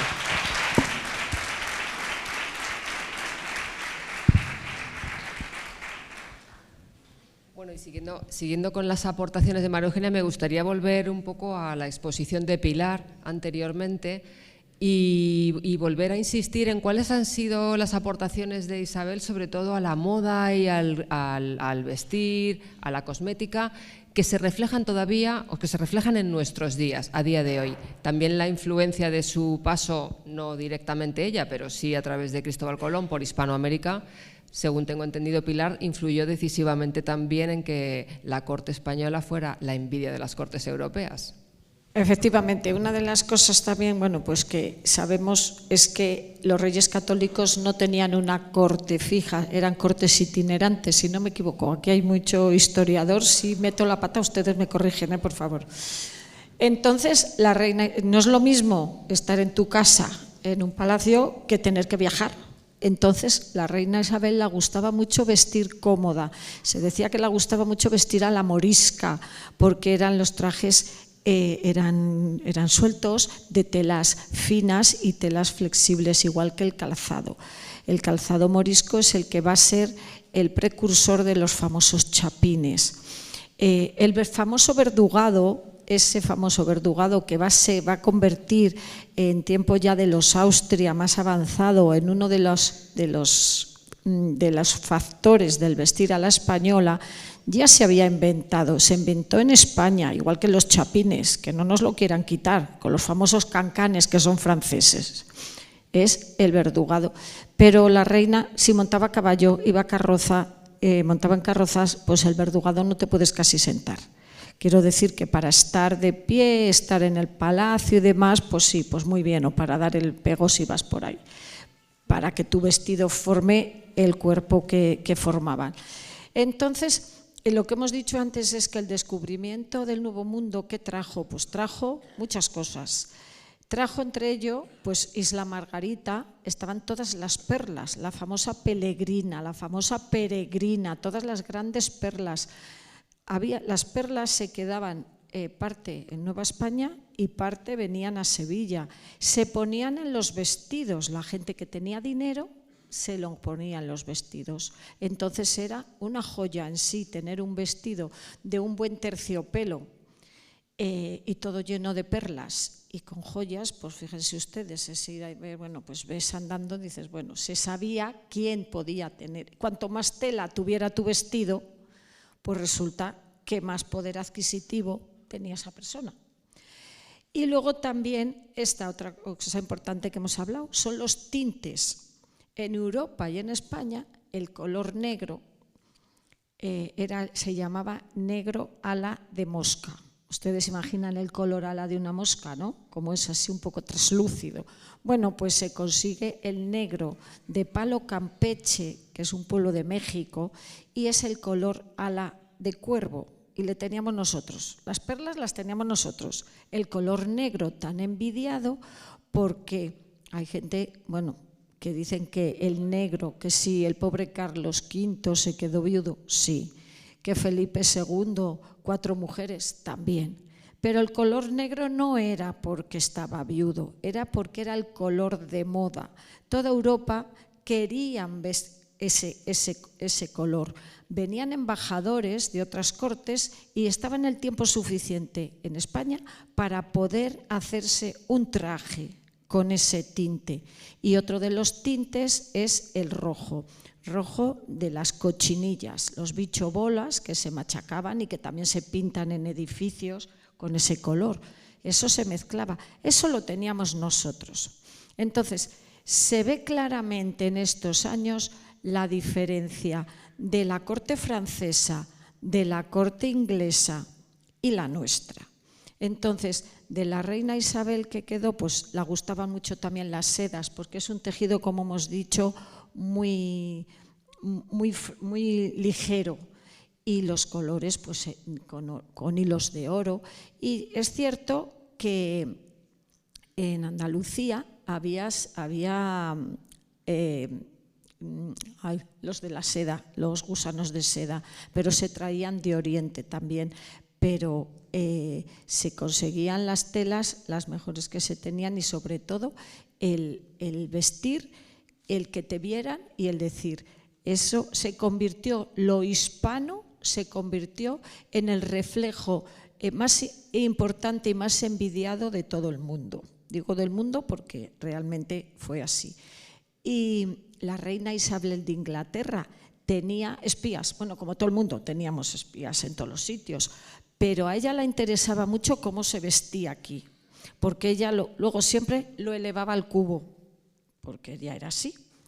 Entonces quiero decir que el vestir a la española el cuerpo de la mujer que algunos dirán, bueno, pues sí, efectivamente, los hombres empezaron a subir las faldas, empezaron con sus pantaloncitos, sus acuchillados, las piernas al aire.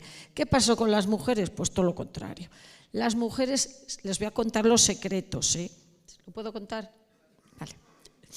Bueno, no es lo mismo lo que se ve por fuera que lo que se lleva por dentro. Entonces, ¿qué llevaban las mujeres? Llevaban debajo una camisa blanca, eso siempre lo llevaban, de fino hilo. Yo estoy hablando de los reyes, de la realeza.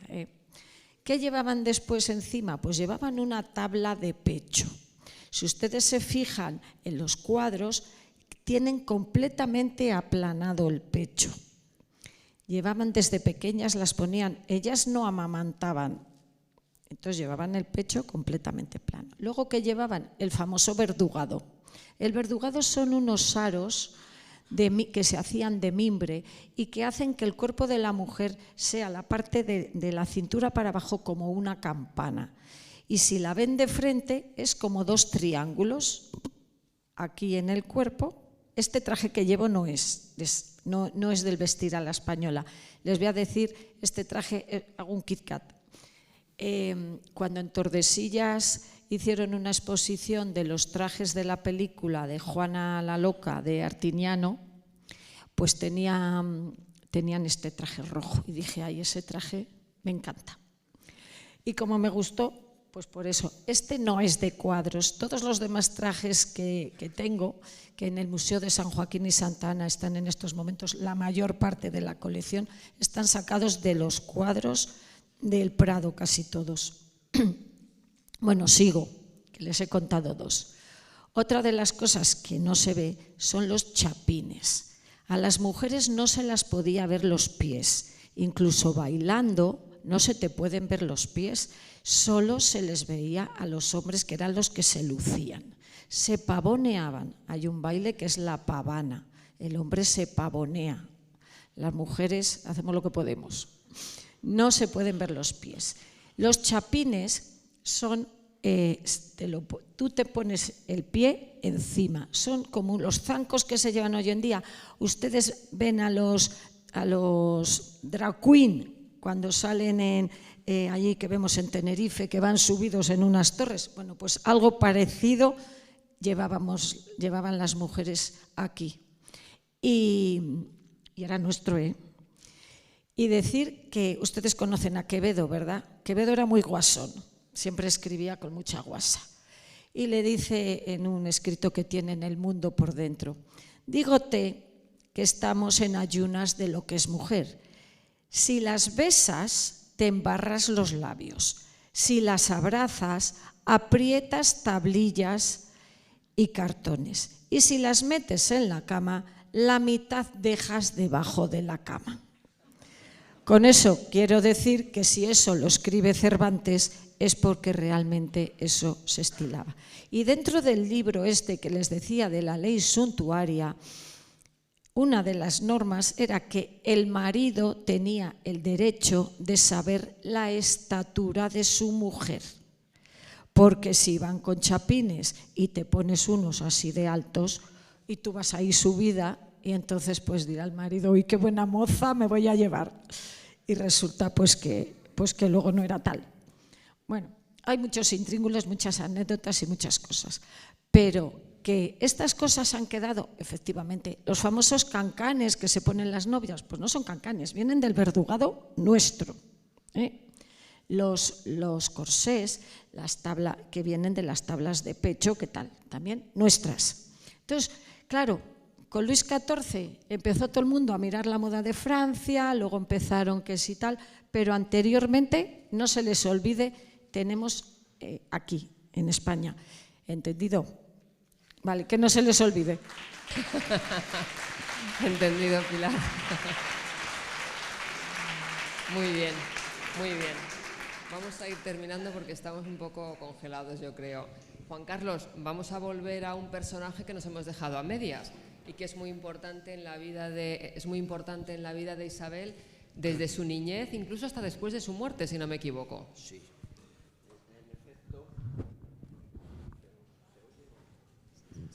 Sí.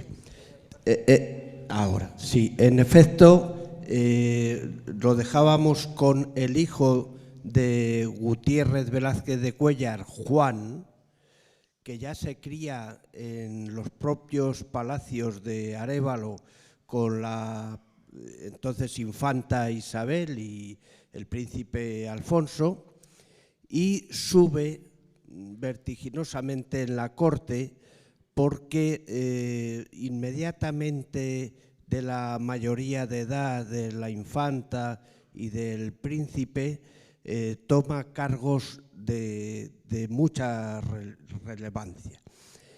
Y le vemos siempre junto a la reina Isabel, un hombre callado, no se denota, no está demasiado en las crónicas, pero importantísimo para la vida de Isabel, de tal forma que le hacen ayo de los hijos que va teniendo la reina, por desgracia fallecidos tempranamente, Juan, Alfonso, y intentó también, una vez fallecida la reina, hacerse ayo, tener a su lado a la princesa Juana, que va a ser Juana la Loca, cosa que no consiguió.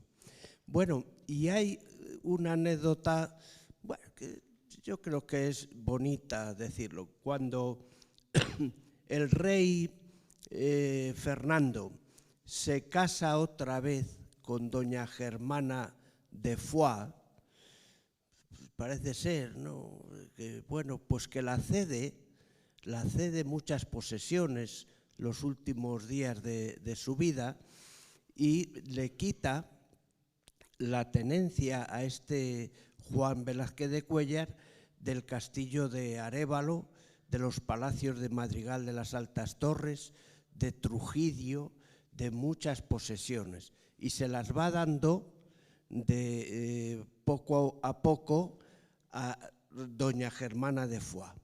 Doña Germana de Foix admitió la presencia de este Juan Velázquez de Cuéllar y de su mujer María de Velasco, sobrina del condestable de Castilla, que estuvo presente en la muerte de Fernando. Ya saben ustedes que sobre la muerte de Fernando el Católico pues hay muchas especulaciones, que si fue envenenado, quizá un brebaje que le dieron para que tuviera buena respuesta sexual con la reina y demás. Bien, pues ahí estaba María de Velasco y Juan Velázquez de Cuéllar. Lo malo viene después, cuando en el ínterin el cardenal Cisneros le abajó el castillo de Arévalo porque estaba en rebeldía y venía ya el príncipe Carlos, y cuando llegó Carlos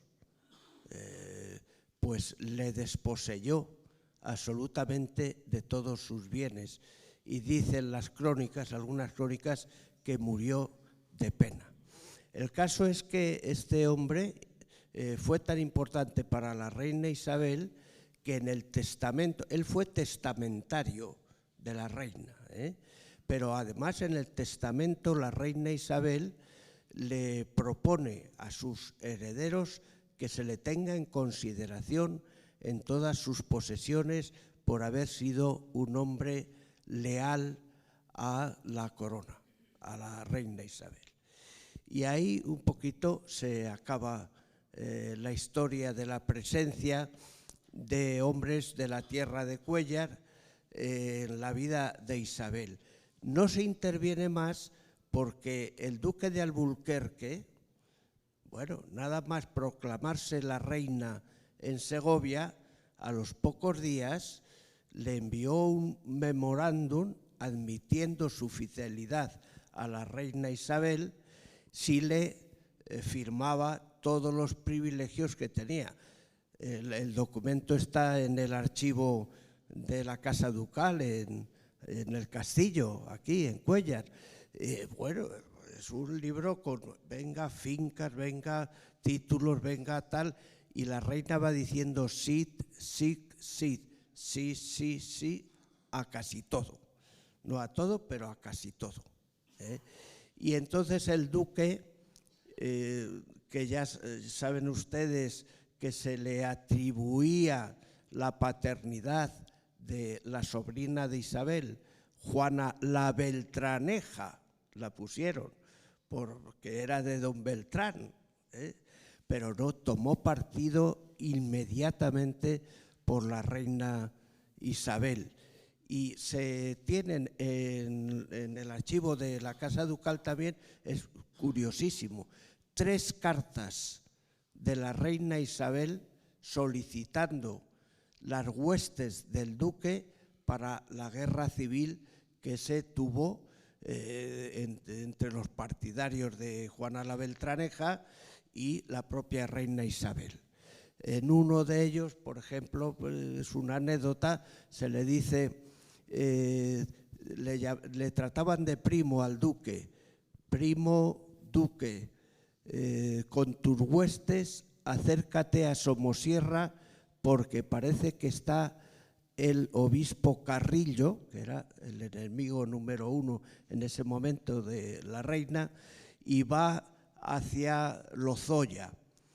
Y bueno, ejemplos de que participó directamente a favor de la reina Isabel. Bueno.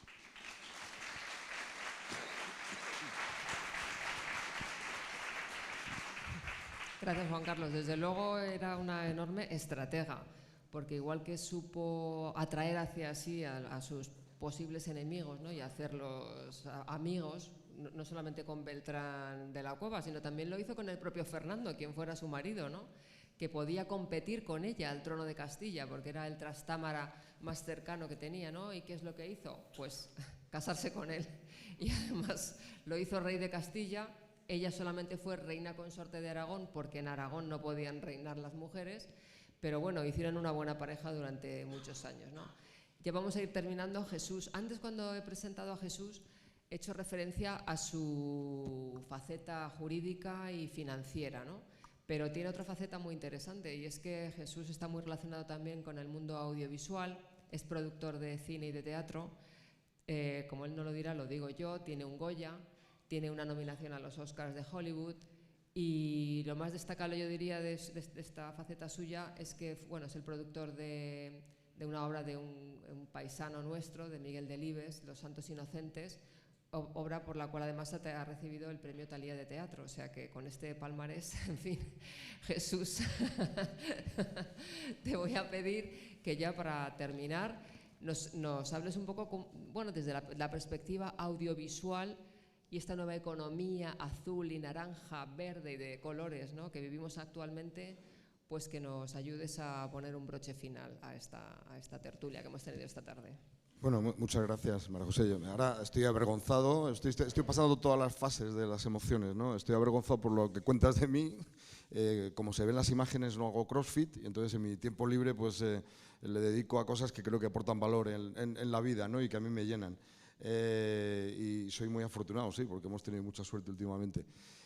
Y además con obras que tienen mucho que ver con estas tierras, ¿no?, de las que yo también tengo relación, porque de hecho mi apellido tiene origen segoviano, o sea que yo soy de origen segoviano, de Escalona del Prado, de la Ruta del Buen Amor, o sea que será un apellido muy conocido. De hecho lo comentaba antes también el anterior abad, ¿no?, de la colegiata de San Ildefonso, se apellidaba Mar Domingo también, del cual estoy muy orgulloso. Yo, además de orgulloso, además de avergonzado, lo que estoy es disfrutando una barbaridad, María José, y tomando algunas de las palabras que estabais diciendo, concretamente la de hacer ruido. Yo creo que te doy la enhorabuena, porque esto debería ser un principio muy ruidoso, que no debería parar aquí y que debería continuar probablemente por muchas de las ciudades que se han mencionado, ¿no?, incluso llegando a Granada, aunque ya nos pilla un poco lejos, pero intentando hacer valer una figura que puede servir de aglutinante y de impulsor y de mover una serie de valores que en este momento probablemente se echen en falta, ¿no?, y que los estamos mencionando uno tras otro de manera casi inconsciente, y que todos echaríamos de menos que ahora fueran pues mucho más visibles y mucho más reales, ¿no?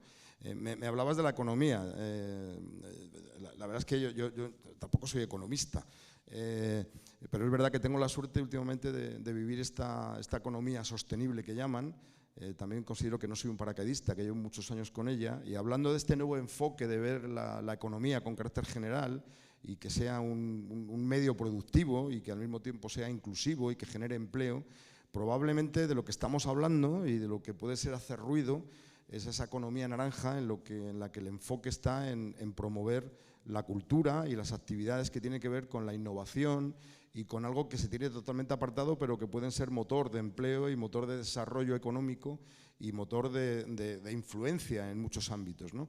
Y en esa misma línea, y hablabas del azul, claro, yo me llamo Mar Domingo, yo apoyo lógicamente por el apellido la economía azul, pero hay que entenderla no como la economía enfocada a los océanos y a los mares, que así es como se identifica rápidamente por la sociedad, sino por esa otra forma de entender la economía en la que la transición a ese nuevo mundo que parece que ahora nos están reclamando o reclama la humanidad en todo tipo de foros, algunos un poco cínicos, la verdad, ¿no? Porque esta cumbre del cambio climático en Dubái y que el presidente de una petrolera diga que bueno, no voy a dejar de sacar petróleo, obviamente, genera un debate también en la sociedad del norte y del sur que probablemente se resuelva enfocando los problemas económicos probablemente de la misma manera que lo enfocaba también la reina, ¿no?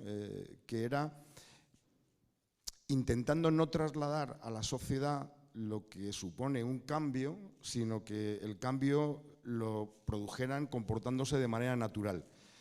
Hay una canción que me encanta de Roberto Carlos que se titula, que la conocerán seguramente muchos de ustedes, que dice yo quisiera ser civilizado como los animales, ¿no?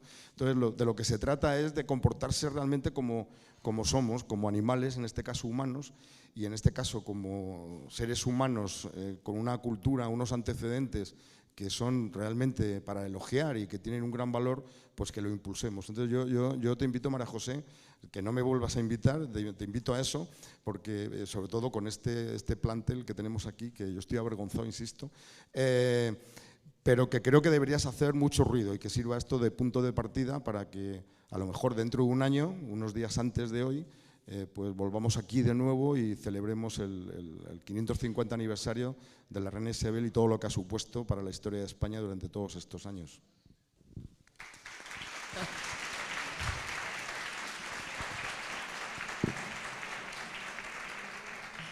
Muchas gracias, Jesús. Te iba a decir que Dios te oiga, pero no, voy a decir que Isabel te oiga.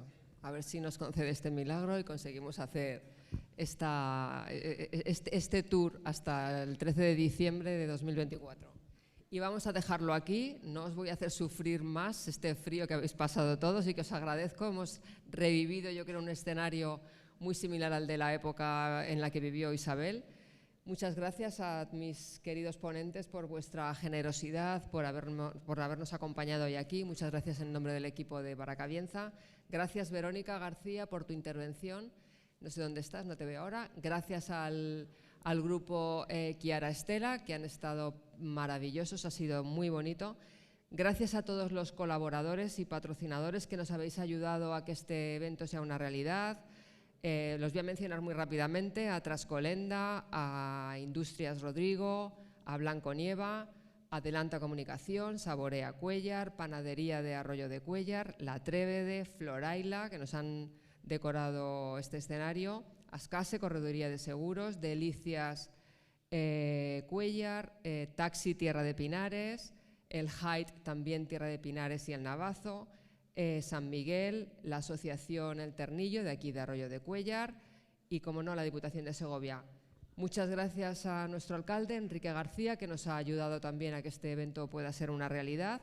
Quiero mencionar también que está con nosotros la concejala de Cultura de Cuéllar. Y bueno, pues después de disfrutar esta cata, como decía al principio, ¿no?, por la figura histórica y este pedacito de nuestra historia, pues vamos a continuación a disfrutar de otra cata que en este caso nos sirve un vino español, un vino de la tierra, que nos sirve Blanco Nieva. No sé si está por aquí Nuria, muchas gracias, Nuria, y que nos va a servir nuestro gran amigo también Roberto y su equipo de La Trévede. Muchas gracias.